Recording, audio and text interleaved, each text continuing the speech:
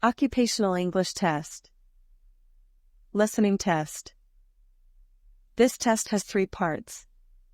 In each part, you'll hear a number of different extracts. At the start of each extract, you'll hear this sound. You'll have time to read the questions before you hear each extract, and you'll hear each extract once only. Complete your answers as you listen. At the end of the test, you'll have 2 minutes to check your answers. Part A. In this part of the test, you'll hear 2 different extracts. In each extract, a health professional is talking to a patient. For questions 1 to 24, complete the notes with information that you hear. Now, look at the notes for Extract 1. Extract 1, questions 1 to 12. For questions 1 to 12, complete the notes with a word or short phrase that you hear. You now have 30 seconds to look at the notes.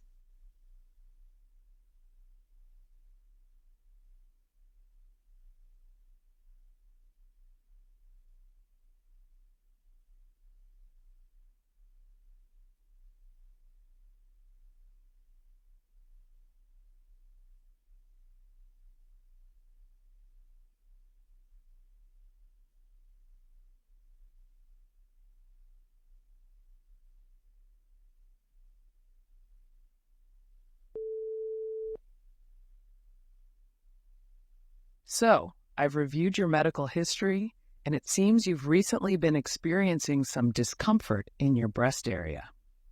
Can you tell me more about that? Yes, it started about a week ago. I noticed that my left breast was quite swollen and it felt tender to the touch. Initially, I thought it might be related to my menstrual cycle, but the pain intensified over the days, and now it feels like a burning sensation, especially when I breastfeed my 2-month-old son. That sounds concerning. Have you noticed any redness or warmth in the affected area? Yes, there's a reddish-pink patch on the upper part of my breast, and it feels warmer than the rest of my skin. There's also this lump that I can feel, and it's quite painful when I touch it. I see. And have you experienced any flu-like symptoms, chills, fever, or fatigue perhaps? Actually, yes. I've had a mild fever for the past 2 days, and I feel more tired than usual, which I initially attributed to the sleepless nights with the baby, but now I'm not so sure.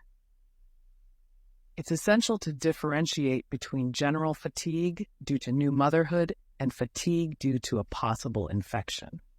Regarding breastfeeding, have you noticed any changes in your baby's feeding patterns or behavior? He's been fussier than usual and sometimes pulls away from the breast during feeding. I thought he might be colicky, but now I wonder if it's related to my condition. It's possible. Babies can sometimes sense when something's not right. Are you experiencing any nipple discharge, especially any that appears unusual? Not that I've noticed. The milk seems to flow just fine, but the pain makes it difficult to continue feeding for long. Understood. Mastitis is an inflammation of the breast tissue, often due to an infection, and it's not uncommon in breastfeeding mothers. The symptoms you're describing seem to align with that. However, we'll need to run some tests to confirm. I was worried it might be that. I've heard of mastitis, but never thought I'd experience it myself. What can be done about it? Treatment usually involves antibiotics to clear the infection. It's also essential to keep breastfeeding or pumping to ensure the milk ducts don't get clogged, which can exacerbate the condition. Warm compresses can also help alleviate some of the pain and inflammation. We'll discuss a detailed treatment plan once we have the test results. Thank you, doctor. I just want to get back to normal and ensure my baby is getting the best care. Absolutely. And we'll do everything we can to ensure that. Let's start with a physical examination and then proceed from there.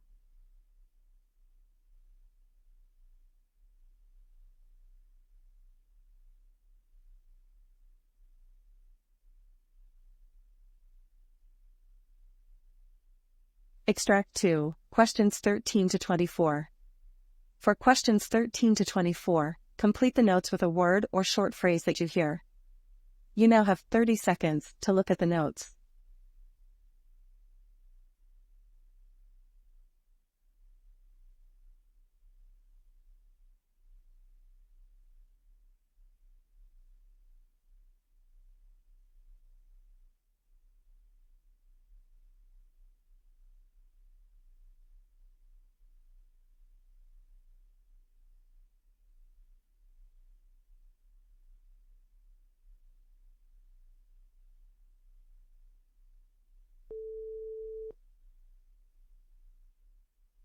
Good afternoon, doctor.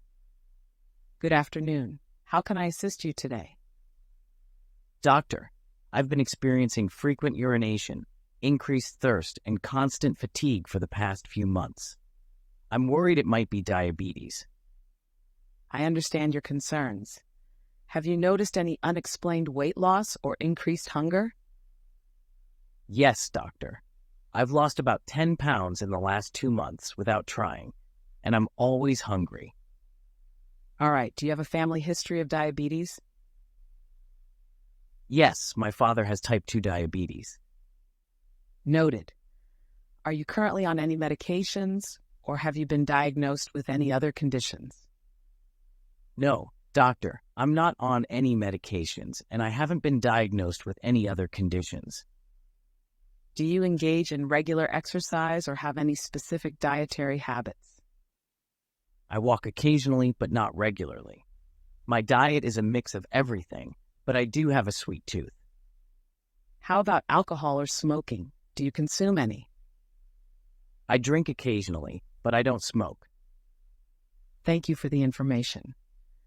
Based on your physical examination, I note that you are overweight with a BMI of 28. Your blood pressure is 190 mmHg. Pulse rate is 78 BPM. And your saturation is 98% on room air. Upon inspection, I see no signs of skin infections, but there is some darkening around your neck and armpits, which can be a sign of insulin resistance. Your feet show no ulcers or cuts, but there is some loss of sensation. I've reviewed your blood tests, and your fasting blood sugar is 140 ml, and the HbA1c is 75%, which is above the normal range. What does that mean, doctor? These results suggest that you have type 2 diabetes. The darkening of the skin, called acanthosis nigricans, and the numbness in your feet indicate that you might have had elevated blood sugar levels for a while. The HbA1c test gives us an average of your blood sugar levels over the past 3 months, and a result of 7.5% confirms the diagnosis. Oh, I see. What should I do next? First, don't worry. Diabetes is a manageable condition. We'll start with some lifestyle modifications, including a balanced diet and regular exercise. I'll also prescribe some medications to help control your blood sugar levels. Regular monitoring and follow-up appointments are crucial. We have a dedicated diabetes care team that will guide you through the process and provide all the necessary support. Thank you, doctor. I appreciate your guidance and support.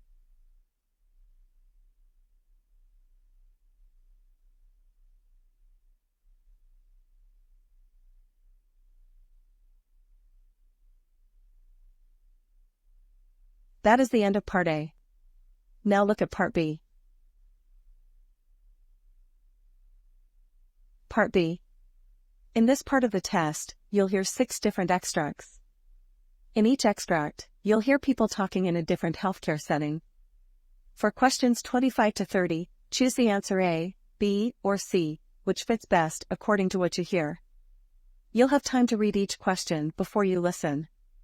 Complete your answers as you listen. Now look at question 25.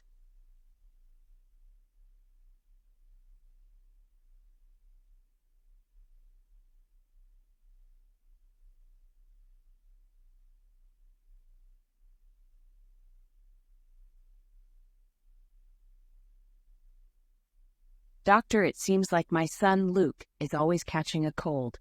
It's been 4 times in the last 3 months. I'm very concerned about his immunity. I understand your concerns, Mrs. Johnson. Children, especially those in daycare or school, can catch colds frequently due to exposure to various viruses. However, let's review his medical history. Besides the colds, is he on any medication currently? No, just the multivitamins I give him, and occasionally some over-the-counter cough syrup when he has a bad cough. All right. It's not unusual for kids his age to have multiple colds a year. Their immune systems are still developing. However, it's essential to ensure he's getting a balanced diet, adequate sleep, and regular exercise. These factors contribute to overall health and immunity. I do try to ensure he eats well and sleeps on time, but with the colds, his sleep sometimes gets disturbed. It's a cycle sometimes. The cold affects sleep, and inadequate sleep can make one more susceptible to illnesses. But let's monitor him for a few more months. If the frequency doesn't decrease, we might consider some tests to check his immune function. For now, continue with the multivitamins and ensure he washes his hands frequently.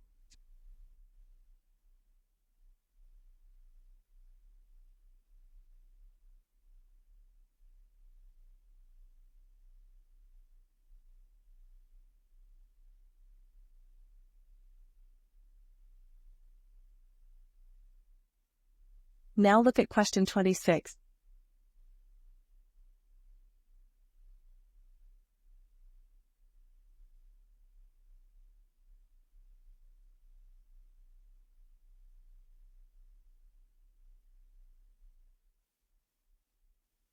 Hello, I'm Dr. Carter, the surgical resident on call. I wanted to discuss Mr. Collins, who underwent a gallbladder removal yesterday. He's complaining of severe abdominal pain and has a fever. Thank you for bringing this to my attention, Dr. Carter. Post-operative infections are rare but can happen. Have you ordered any imaging or blood tests? Yes, I've requested an abdominal ultrasound to check for any fluid collection or abscess. His white blood cell count is elevated, indicating a possible infection. Good call. We should also start him on broad-spectrum antibiotics while we await the results. It's crucial to address any complications promptly to ensure the best outcomes for our patients. Absolutely. I'll ensure he's started on the antibiotics immediately and will monitor his vitals closely. Would you like to review him with me once the ultrasound results are in? Yes, please keep me updated. Early intervention is key, and it's a learning opportunity for both of us. Thank you for being vigilant.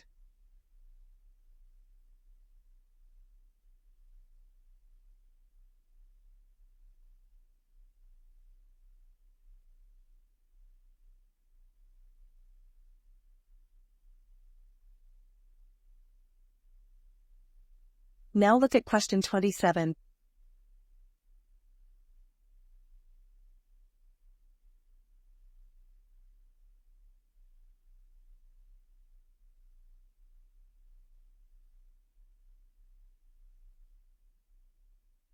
So Jenna, can you walk me through where you'd store the new shipment of antibiotics?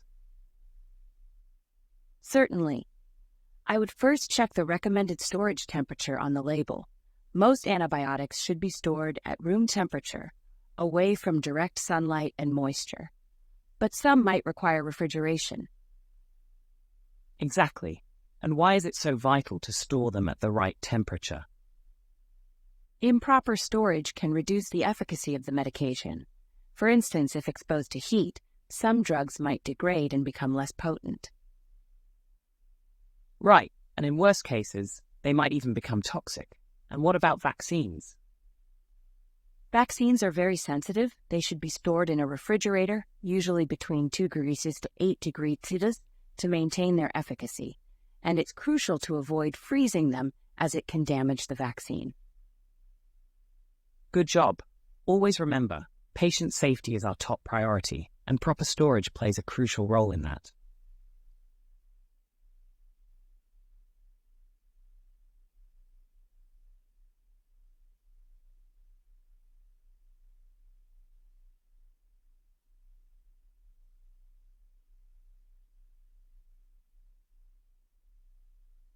Now look at question 28.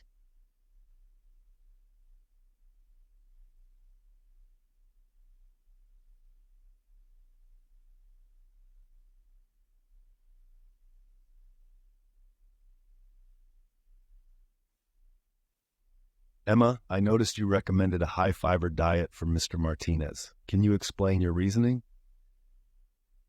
Yes, Dr. Mason.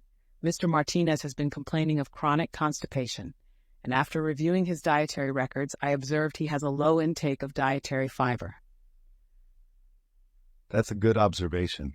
But remember, when introducing fiber into a diet, especially for older patients, it should be gradual. Why do you think that is? Introducing fiber suddenly can cause bloating, gas, and even more discomfort. Gradually increasing fiber allows the digestive system to adjust. Correct. And we should also remind Mr. Martinez to drink plenty of water, right? Absolutely. Fiber works best when it absorbs water, making the stool soft and bulky. Without adequate hydration, a high-fiber diet could exacerbate constipation. Well done, Emma. Proper guidance and gradual changes can make all the difference in patient comfort and health.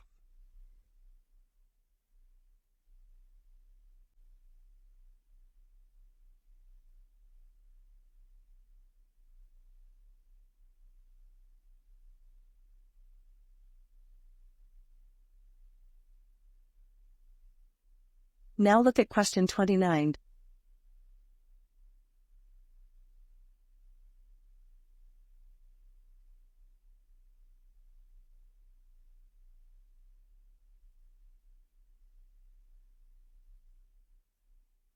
I've been seeing Mr. Thompson for a few sessions now, and he seems to be struggling with severe anxiety, especially in social situations. Has he mentioned any specific triggers or events that exacerbate his symptoms? He said crowded places and unexpected social interactions make him feel overwhelmed. He also mentioned his job requires him to attend frequent meetings, which has been a source of stress. It's challenging when everyday situations become sources of distress. Have you considered introducing him to cognitive behavioral therapy techniques? Yes, I've started him on some breathing exercises and grounding techniques. I also think he might benefit from exposure therapy, but I want to take things slow to ensure he's comfortable. That's a good approach. Consistent support and gradual exposure might help him build resilience over time.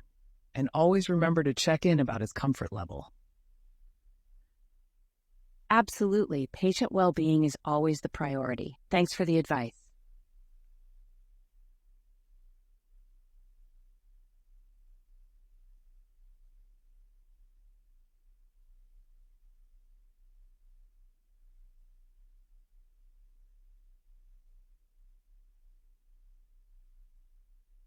Now look at question 30.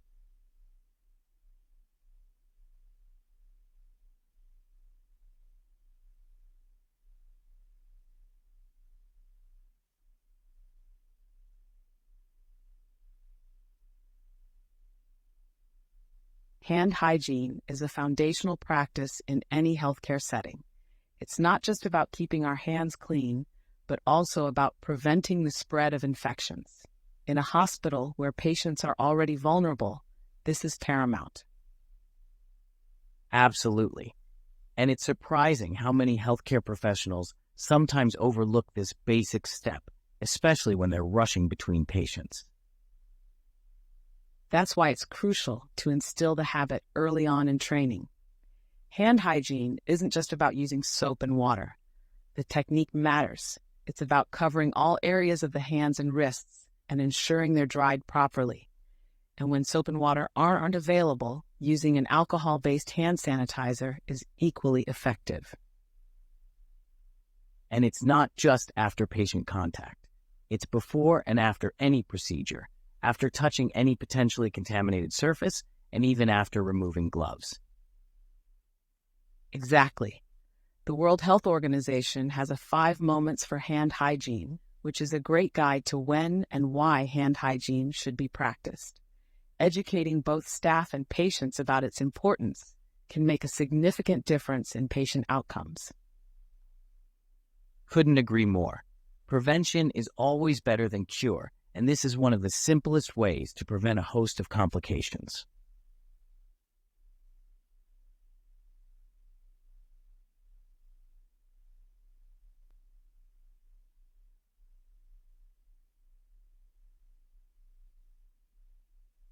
That is the end of Part B. Now look at Part C. Part C. In this part of the test, you'll hear two different extracts. In each extract, you'll hear health professionals talking about aspects of their work. For questions 31 to 42, choose the answer A, B, or C, which fits best according to what you hear. Complete your answers as you listen. Now look at Extract 1.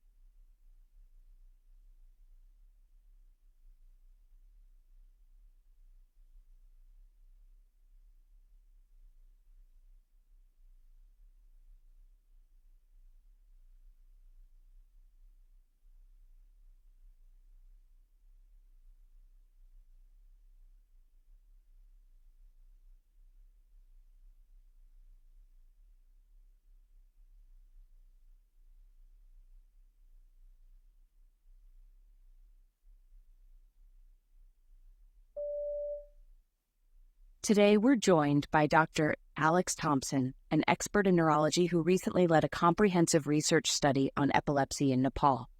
Dr. Thompson, can you tell us about the significance of this study and what drove you to choose Nepal as your research focus? Well, the decision to focus on Nepal was driven by a glaring gap in our understanding of epilepsy prevalence and management in South Asian countries. While epilepsy is a universal condition, the challenges faced by patients in countries like Nepal differ greatly from those in Western nations. I felt it was vital to understand the unique landscape there, and to be honest, I was curious about how traditional beliefs might influence the perceptions and treatment of epilepsy. Fascinating. Were there significant differences in how epilepsy is perceived in Nepal compared to Western countries? Absolutely. In many Western countries, epilepsy is viewed primarily as a medical condition, with a push towards understanding its neurological basis. However, in Nepal, there's a strong intertwining of cultural, spiritual, and medical beliefs. Some communities view seizures as a result of past sins or as a spiritual possession. This has a significant impact on how patients seek and receive treatment. For many, turning to traditional healers or shamans is the first step before considering modern medical interventions. How did these cultural beliefs influence the management and treatment of epilepsy in Nepal? Well, due to these prevailing beliefs, there's often a delay in seeking medical treatment. By the time patients reach a healthcare facility, they might have had seizures for several years without appropriate management. This delay can exacerbate the condition and result in a poorer prognosis. Additionally, there's a notable shortage of anti-epileptic drugs, AEDs, and trained neurologists in the country. The healthcare infrastructure struggles to meet the demands of the population. Were there any particular cases or stories from your research that stood out? One that comes to mind is about a young boy named Raj. He began experiencing seizures at a very young age. but his parents, attributing the condition to a curse, sought out spiritual remedies.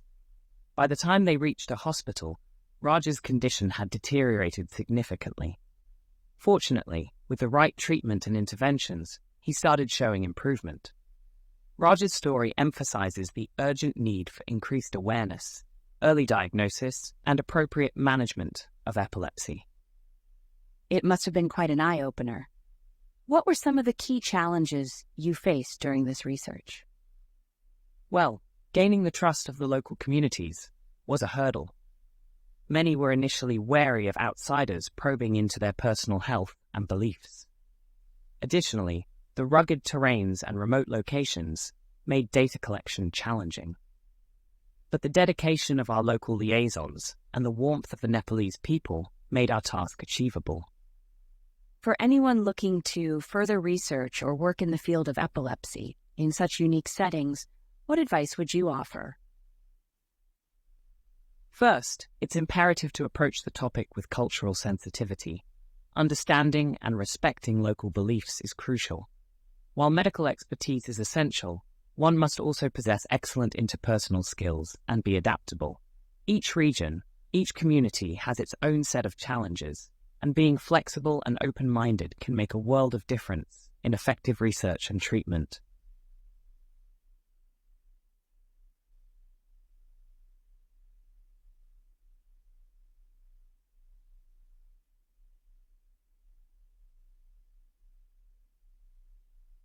Now look at Extract 2.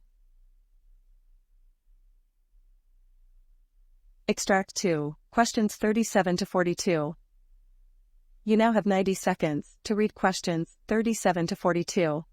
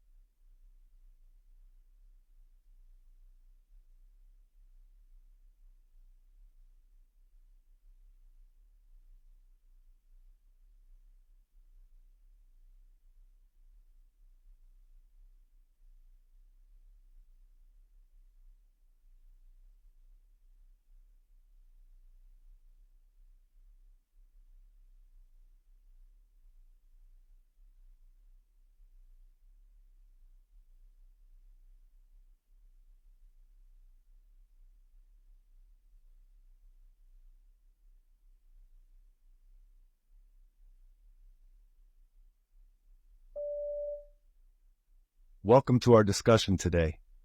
We have the pleasure of hosting Dr. Emily Thompson, a renowned ophthalmologist from the University of Florida.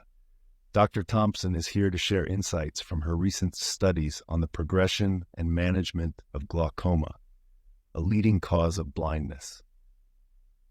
Dr. Thompson, thank you for being here today.